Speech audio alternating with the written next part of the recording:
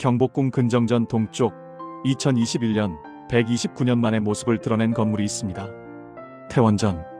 역대 왕들의 초상화인 어진을 봉안하던 신성한 공간입니다. 1888년 고종이 창건했지만 1892년 화재로 소실되었고 일제강점기 터만 남아있다가 2021년 비로소 복원되었습니다. 조선 왕조의 정통성을 상징하던 태원전은 왜 오랜 세월 잊혀져 있었을까요? 오늘 창 너머가 여러분을 안내할 곳은 역대 왕들의 혼이 깃든 공간, 경복궁 태원전입니다. 영상 시작하기 전에 구독과 좋아요 버튼을 꼭 눌러주세요. 창 너머와 함께 경복궁에 복원된 전각들을 계속 만나보시길 바랍니다. 알림 설정까지 해두시면 다음 편도 놓치지 않으실 수 있습니다. 1부 태원전. 큰 근원의 전각. 태원전. 크고 으뜸이 되는 근원이라는 뜻입니다. 조선 왕조의 시작, 역대 왕들의 근원을 상징하는 이름입니다. 태원전은 역대 왕들의 초상화인 어진을 봉안하던 전각입니다. 조선시대 왕의 초상화는 단순한 그림이 아니었습니다. 왕의 영혼이 깃든 신성한 존재로 여겨졌습니다. 그래서 어진을 모시는 전각은 특별한 의미를 가졌습니다. 왕조의 정통성을 상징하고 역대 왕들에게 제사를 지내는 공간이었던 것입니다. 태원전은 경복궁 근정전 동쪽에 위치했습니다. 동쪽은 해가 뜨는 방향으로 시작과 생명을 상징합니다. 왕조의 근원을 모시는 곳으로 적합한 위치였습니다. 2부 1888년 고종의 창건. 태원전은 1888년 고종 25년에 처음 지어졌습니다. 이전에는 어진을 모시는 별도의 전각이 경복궁에 없었습니다. 왜 고종은 태원전을 지었을까요?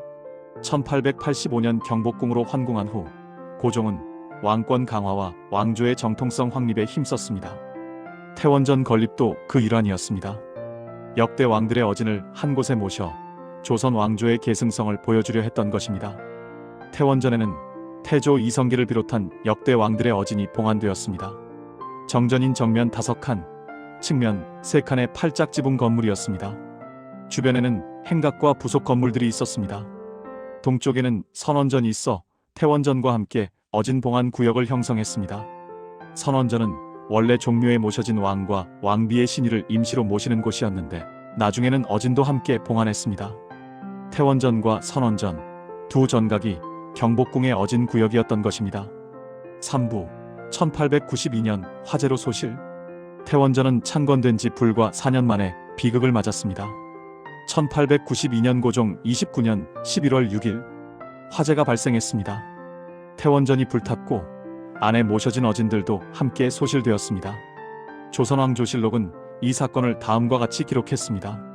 태원전에 불이 났는데 어진을 구출하지 못했다. 왕조의 상징이자 신성한 어진이 불타버린 것입니다. 고종과 조정은 큰 충격을 받았습니다. 즉시 복구 논의가 시작되었지만 재정 문제로 쉽게 진행되지 못했습니다. 1890년대는 조선이 내외적으로 매우 어려운 시기였습니다. 동학농민운동, 청일전쟁, 을미사변 등 격변의 시기였습니다. 태원전 재건은 계속 미뤄졌습니다. 그 사이 1895년 을미사변으로 명성황후가 시해되었고 1896년 고종은 아관파천으로 러시아 공사관으로 피신했습니다. 경복궁은 주인을 잃었고 태원전터는 방치되었습니다. 4부 일제강점기 잊혀진 터.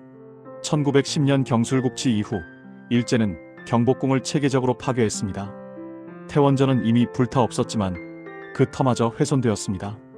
주변 행각과 부속 건물들이 철거되었습니다. 1915년 조선물산 공진회를 위해 경복궁 동쪽 구역에 전시관들이 들어섰습니다. 태원전터도 전시공간으로 사용되었습니다. 1926년 조선 총독부 청사가 완공되면서 경복궁은 더욱 훼손되었습니다. 태원전이 있던 구역은 주차장과 창고로 변했습니다. 광복 후에도 오랫동안 방치되었습니다. 1990년대 경복궁 복원 사업이 시작되었지만 태원전은 우선순위에서 밀렸습니다.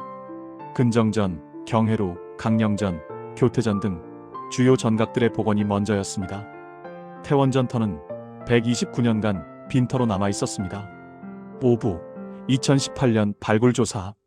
2018년 드디어 태원전 복원을 위한 발굴조사가 시작되었습니다. 문화재청 국립문화재연구원이 태원전 일대를 정밀 발굴했습니다. 초석, 기단석, 박석 등이 확인되었습니다.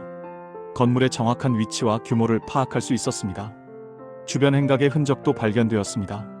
출토된 유물 중에는 기와, 전돌, 백자 등이 있었습니다. 특히 태원전이라고 새겨진 명문 기와가 발견되어 이곳이 태원전임을 확실히 증명했습니다. 북궐도형, 조선 고적도보 등 옛 문헌과 사진 자료를 종합해 복원 설계가 이루어졌습니다. 북궐도형은 19세기 말 경복궁의 모습을 그린 정밀한 지도입니다. 여기에 태원전의 배치와 구조가 상세히 그려져 있었습니다. 조선 고적도보는 일제강점기에 촬영된 한국문화재 사진집입니다. 비록 태원전은 이미 소실된 후였지만 주변 건물들의 모습을 통해 당시 분위기를 파악할 수 있었습니다. 이런 자료들을 바탕으로 복원 계획이 수립되었습니다.